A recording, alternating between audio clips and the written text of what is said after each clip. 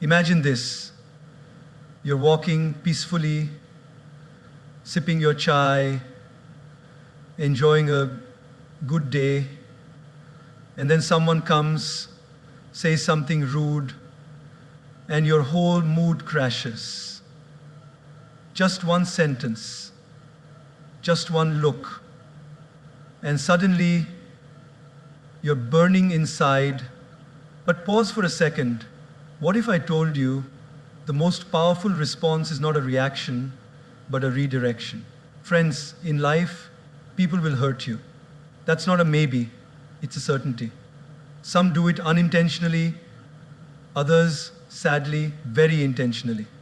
But how you respond will shape not just your relationships, but your character, your peace, and your future. We live in a world where everyone's racing to give a comeback. Someone shouts, we shout louder. Someone disrespects us, we plan revenge.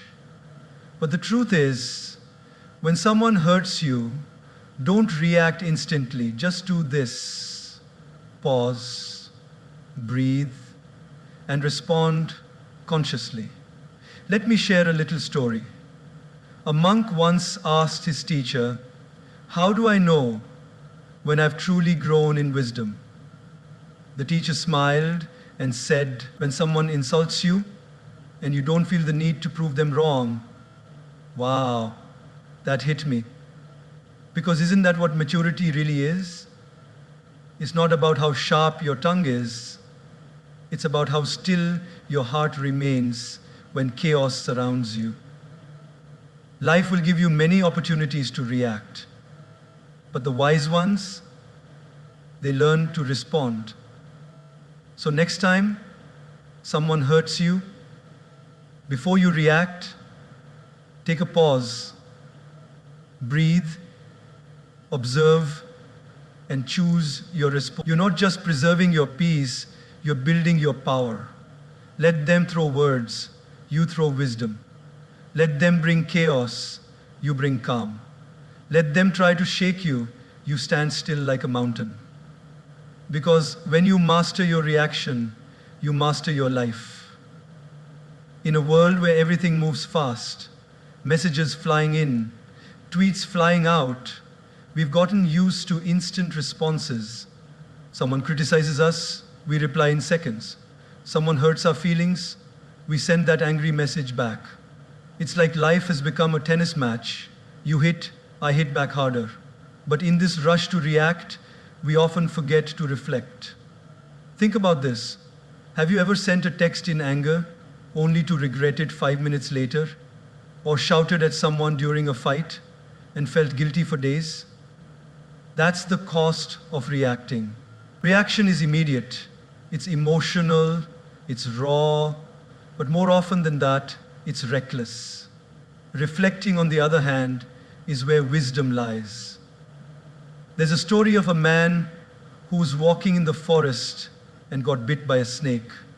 He screamed in pain, but instead of seeking help or treatment, he chased after the snake in anger, determined to punish it. He ran deeper and deeper into the forest, losing his way, getting more injured, more exhausted, until he collapsed. Now the question is, did the snake cause his downfall? Or was it his reaction to the snake? That's how many of us live. Someone says something to us, a rude comment, a sarcastic jab, or just a look, and we chase after the pain with our reaction. We carry it with us all day, sometimes all week. We go home and tell everyone how hurt we are. We post about it. We replay it in our mind like a movie stuck on loop. But what if instead we just paused and reflected? Imagine someone honks at you aggressively while driving.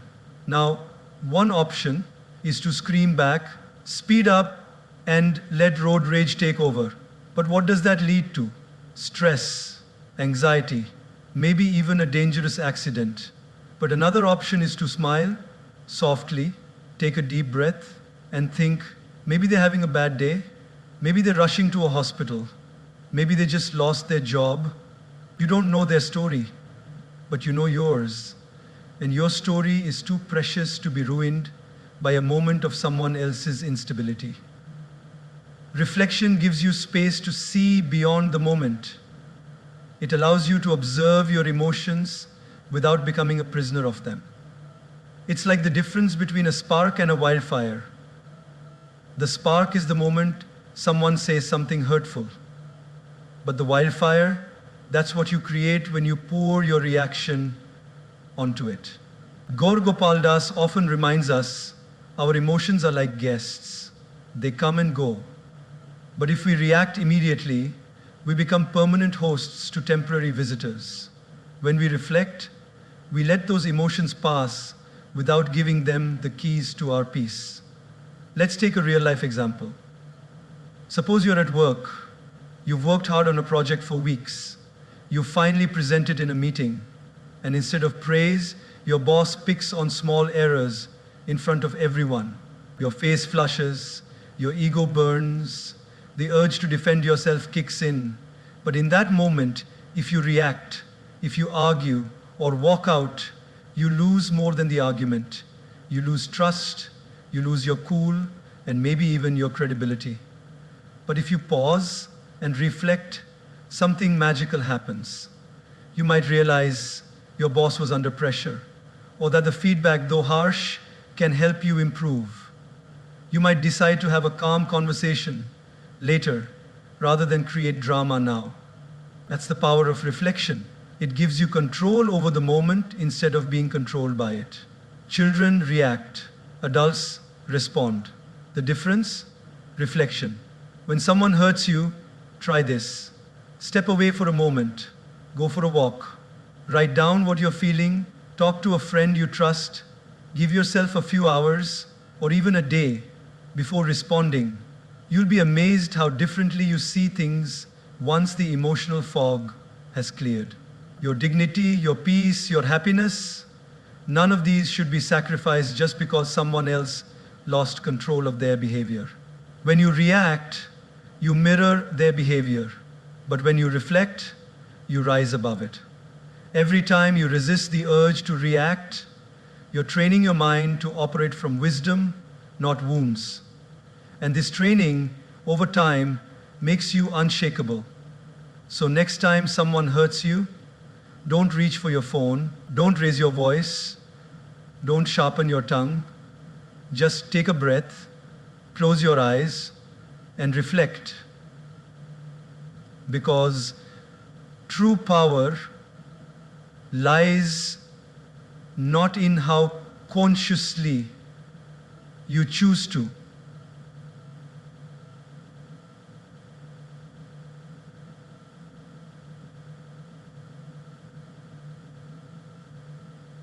Don't raise your voice.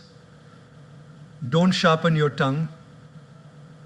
Just take a breath, close your eyes, and reflect. Because true power lies not in how quickly you react to everything, but in how you first take a deep breath. There is a simple wisdom in something we all do every second of our life: breathe. Yet, in moments of stress, anger, or hurt, we forget to do just that. We forget to breathe before we speak. And because of that, we often say things we don't mean, act in ways we later regret, and damage relationships that matter to us. Think about this for a moment. How many times in life have you said something in the heat of the moment, only to wish you could take it back a few minutes later? Maybe you were tired, maybe someone pushed your buttons, or maybe you were just having a rough day. But the words came out sharp, impulsive, and raw. And just like that, they hurt someone you care about. That's the power of words, spoken without breathing, without thinking. Breathing before speaking is not just about inhaling air. It's about creating space between the trigger and the response. That one breath becomes the difference between reacting from emotion and responding with intention. There's a beautiful story often shared in spiritual circles. A man came to the Buddha, angry and frustrated. He insulted the Buddha with harsh words, trying to provoke a reaction. But the Buddha sat still, calm and silent. After some time, the man asked, "Why don't you respond?" The Buddha gently replied, "If someone offers you a gift and you do not accept it, to whom does the gift belong?" The man replied, "To the one who offered it." The Buddha smiled and said, "In the same way, I do not accept your anger. It remains with you." Now pause and reflect. How was the Buddha able to stay so calm? The answer lies in that silent gap, that pause, that breath, that moment of stillness gave him the clarity to not take on someone else's negativity. And we can do the same. Let's take an everyday example. Imagine you're in a team meeting. You share an idea you're proud of, something you've worked hard on, and a colleague dismisses it instantly, even ridicules it. You feel the sting of embarrassment, the flush of anger rising up your neck. Every cell in your body wants to snap back to prove them wrong. But instead, you take one deep breath, just one, in through your nose, out through your mouth. In that moment, your heart slows, your mind clears, and instead of reacting with anger, you respond with grace. Thank you for your feedback. Would love to hear more about your perspective. Just like that, you've transformed the energy in the room. You've led with wisdom, not ego. This one breath, this pause, becomes your superpower. You see, when we're emotionally charged, our brain operates from the amygdala, the fight or flight center. It's survival mode. That's why we lash out, shut down, or get defensive. But the moment we breathe consciously, we activate the prefrontal cortex, the rational part of the brain. Suddenly, we're not reacting from fear or anger, we're responding with thought and maturity. Gaur Gopal often says, if you can control your breath, you can control your life. And it's true. The breath is the bridge between your mind and your emotions. It's the invisible thread that ties your inner world to your outer actions. Let's take another example. Picture a parent who just got home after a long, exhausting day. The house is a mess, the kids are shouting, and one of them spills juice all over the floor. The parent is at the edge of snapping. But they stop. They close their eyes, take a deep breath, and count to 5. Suddenly, they see things differently. They see the laughter of their child, the innocence in the mistake, and instead of yelling, they kneel down, clean the mess, and turn it into a moment of connection. That breath saved the moment. That breath protected the relationship. So often, what we need is not more words, but more space between our words, more silence between our emotions, more breath between our impulses. When someone says something hurtful, before you reply, breathe. When life doesn't go your way, before you complain, breathe. That breath may seem small, even unnecessary, but in reality, it is everything. It gives you time to choose your tone. It gives you space to think. And most importantly, it gives you the power to stay in control of yourself. Words once spoken cannot be unsaid, but words delayed through breath can be transformed. And often, silence says more than speech ever could. So let breathing become your daily practice. Before that meeting, take a breath. Before that tough conversation, take a breath. Before hitting send on that angry text, pause and breathe.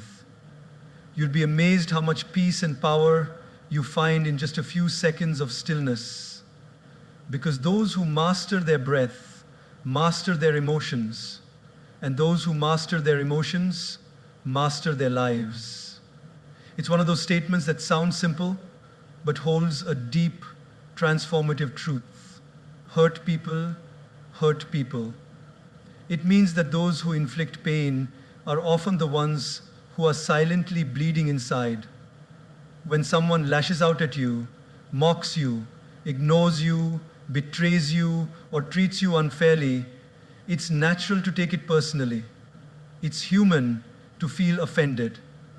But the moment we look beyond their behavior and try to understand the pain behind their action, something changes in us. Our heart softens. Our reaction transforms into reflection, and instead of returning pain with more pain, we begin to respond with compassion. Picture this. You walk into a bakery, smile at the cashier, and cheerfully say, "Good morning," but she just glares at you and grumbles, "What do you want?" For a second, your pride kicks in. How rude! Who does she think she is? But then you pause. You wonder, maybe she's going through something. Perhaps she woke up to bad news. Maybe she's struggling financially. Maybe her child is unwell, or she had a fight with someone she loves.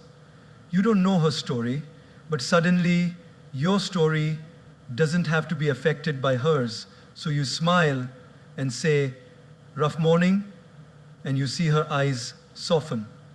That one moment of understanding changed the energy completely. This is what happens when we realize that people often project what they're going through. Many times we walk around wearing invisible wounds.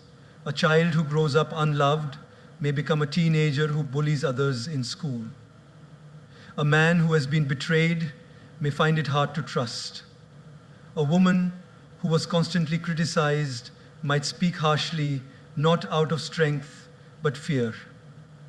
What seems like arrogance, rudeness, or coldness is often a mask for someone who has been hurt deeply and doesn't know how to deal with it. There's a touching story about a man who always seemed bitter. He was the kind who never smiled, never spoke kindly, and always found something to complain about. People avoided him. One day, a new neighbor moved in, a woman full of positivity and warmth.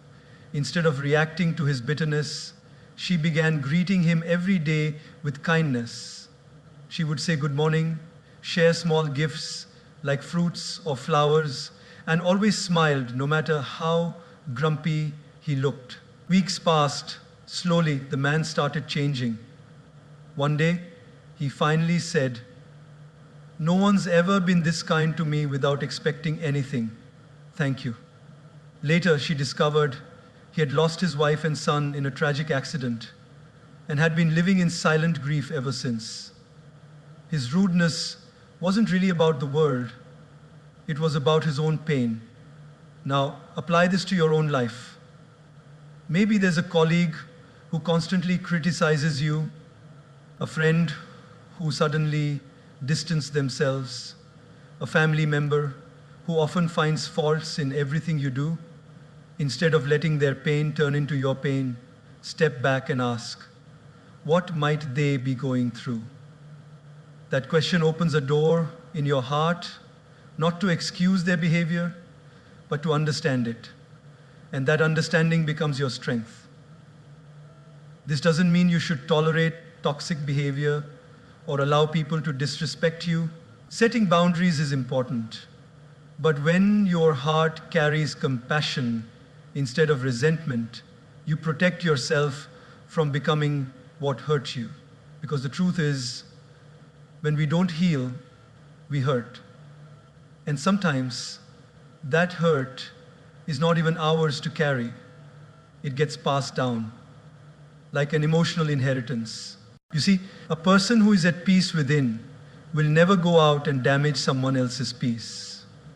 A person who feels truly loved will never intentionally make someone feel unloved. And a person who is emotionally fulfilled doesn't need to pull others down to feel taller. When Gaur Gopal says, "Don't judge people by their actions alone, look at what might be driving those actions."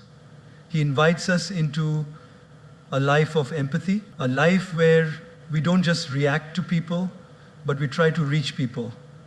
We listen with more than our ears, we listen with our hearts. If every time someone hurts you, you pause and say, "This isn't about me, it's about their pain," you will begin to protect your inner world from being disturbed by the storms outside. You'll stop absorbing everyone else's chaos. You'll stop taking offense to every cold word or sharp look. Think of it like this. If someone throws dirt at you, you can throw it back, or you can wash it off and walk away clean. The first option leaves both people dirty. The second keeps you pure, centered, and in control. So when someone hurts you, don't just see the hurt. Try to see the human behind it.